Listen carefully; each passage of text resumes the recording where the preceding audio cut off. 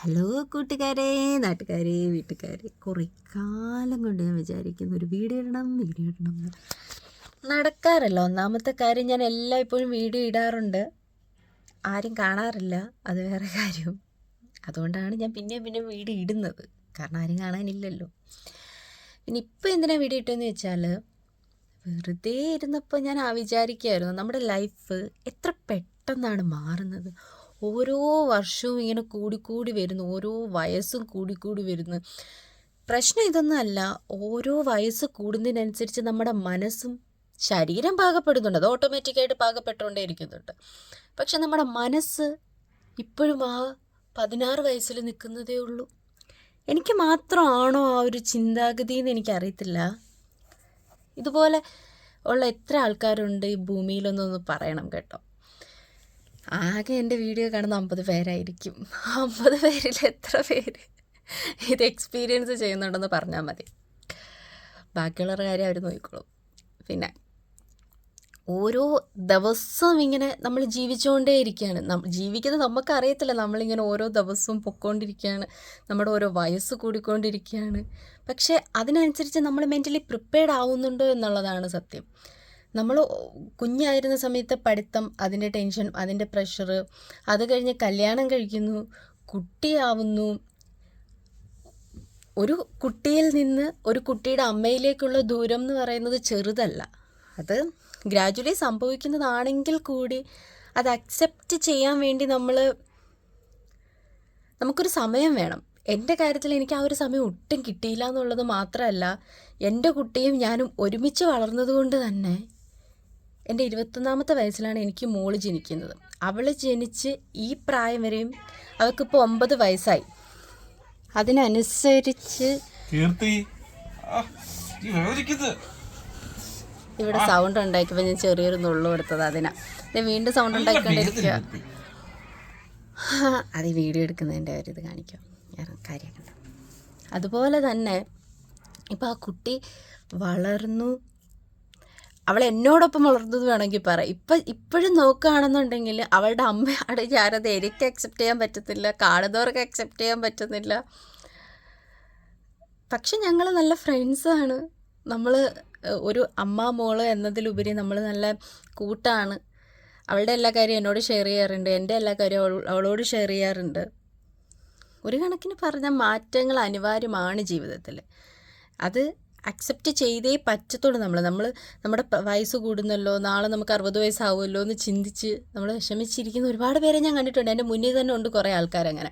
അയ്യോ എനിക്ക് 40 വയസ്സായി, എനിക്ക് 45 വയസ്സായി, ഞാൻ ലൈഫ് ഒരു വിധം കഴിഞ്ഞു, ഇനിയിപ്പോൾ എന്താ, ഇനി മുന്നോട്ട് എങ്ങനെയാണ്. ഇനിയിപ്പം ഗ്രാജുവലി നമ്മുടെ വയസ്സ് കൂടുന്നതിനനുസരിച്ച് നമ്മുടെ ആരോഗ്യം കുറയും എന്നുള്ളത് സത്യമാണ്. ചെയ്യേണ്ടത് ഇത്രയേ ഉള്ളൂ, ആരോഗ്യം നോക്കുക, നല്ല ഫുഡ് കഴിക്കുക, ആരോഗ്യത്തോടെ ജീവിക്കാൻ ശ്രദ്ധിക്കുക. വയസ്സ് കൊടുക്കോട്ടെ, നമ്മൾ വളർന്നോട്ടെ, പ്രായം ആയിക്കോട്ടെ, എന്തു തന്നെ ആയാലും വളരെ പോസിറ്റീവായിട്ട് നന്മയോടുകൂടി ജീവിക്കുക. മറ്റുള്ളവർക്ക് ദോഷം വരാത്ത രീതിയിൽ നമ്മുടെ കാര്യം നോക്കി സന്തോഷമായിട്ട് എന്തിലും സന്തോഷം കണ്ടെത്തി അങ്ങ് ജീവിക്കാം. ദുഃഖം ഒക്കെ ഉണ്ടാവും. ഇപ്പം പറയുന്ന നമുക്ക് ഇപ്പം നാളെ എന്ത് സംഭവിക്കുന്നു നമുക്കറിയത്തില്ല. നാളെ എന്ത് തന്നെ സംഭവിച്ചാലും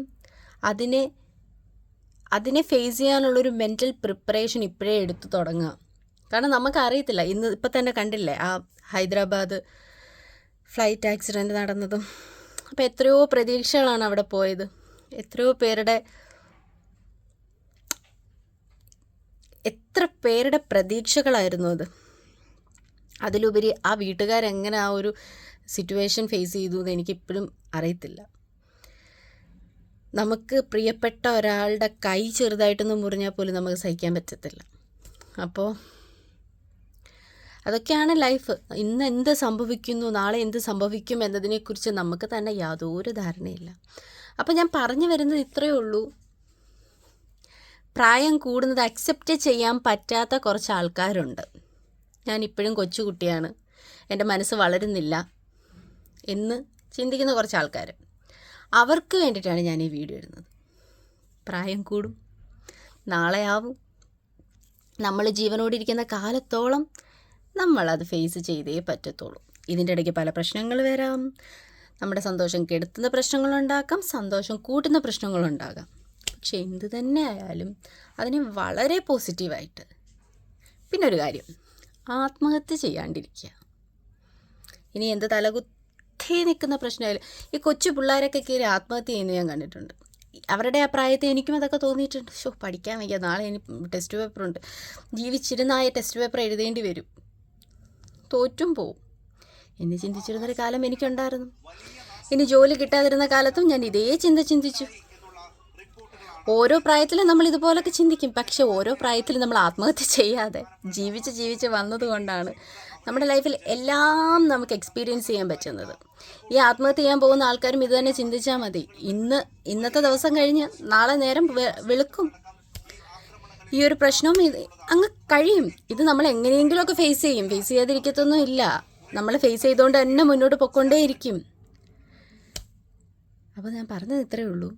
ലൈഫിനെ വളരെ പോസിറ്റീവായിട്ട് എല്ലാവർക്കും എപ്പോഴും ഒന്നും കാണാൻ പറ്റത്തില്ല, അത് വേറെ കാര്യം. പക്ഷെ കാണുന്നിടത്തോളം പോസിറ്റീവായിട്ട് കാണുക. വരുന്ന പ്രശ്നങ്ങളെയൊക്കെ ഫേസ് ചെയ്യാനുള്ളൊരു മെൻ്റൽ പ്രിപ്പറേഷൻ എടുത്ത് വെച്ചു. പിന്നെ ഒരു 40 വയസ്സായിട്ടുള്ള ആൾക്കാരോട്, നിങ്ങൾക്ക് 40 വയസ്സായെന്ന് അക്സെപ്റ്റ് ചെയ്യാൻ പറ്റത്തില്ലായിരിക്കും. പക്ഷേ അക്സെപ്റ്റ് ചെയ്തേ പറ്റത്തുള്ളൂ. 40 എന്നുള്ളത് ഒരു 10 വർഷം കൂടെ നിങ്ങൾ ജീവിച്ചിരുന്ന 50 വയസ്സാവും. അങ്ങനെ മുന്നോട്ട് പൊയ്ക്കൊണ്ടേയിരിക്കും. വയസ്സാവും, നിങ്ങളുടെ മക്കൾക്ക് കൊച്ചുമക്കളാവും. നിങ്ങളുടെ മക്കൾക്ക് മക്കളാവും, നിങ്ങൾക്ക് കൊച്ചുമക്കളാവും, നിങ്ങൾ അപ്പനും അമ്മൂമ്മയാവും. അതുകൊണ്ട് ലൈഫിൽ ഓരോ ഘട്ടങ്ങളും എൻജോയ് ചെയ്ത് ജീവിക്കാൻ ശീലിക്കുക. കിട്ടുന്ന ഫുഡ് വാരി വലിച്ച് കഴിക്കാതെ ഇഷ്ടപ്പെട്ട ഫുഡ് ആസ്വദിച്ച് കുറച്ച് കഴിച്ച് ആരോഗ്യം പിടിച്ചു നിർത്തി മുന്നോട്ട് പോയി ഹെൽത്തി ആയിട്ട് ജീവിക്കാം. ആർക്കും എപ്പോഴും എന്ത് സംഭവിക്കാമെന്നുള്ള ഒരു മെൻ്റൽ പ്രിപ്പറേഷനോട് കൂടി മുന്നോട്ട് ജീവിക്കാം. ഇതൊക്കെ പറയാൻ ഞാൻ ആരുമല്ല, വെറുതെ ഒരു രസം, അത്രേ ഉള്ളൂ. അപ്പം ശരി, ടാറ്റ ബൈ ബൈ, ഒക്കെ ചെയ്യും.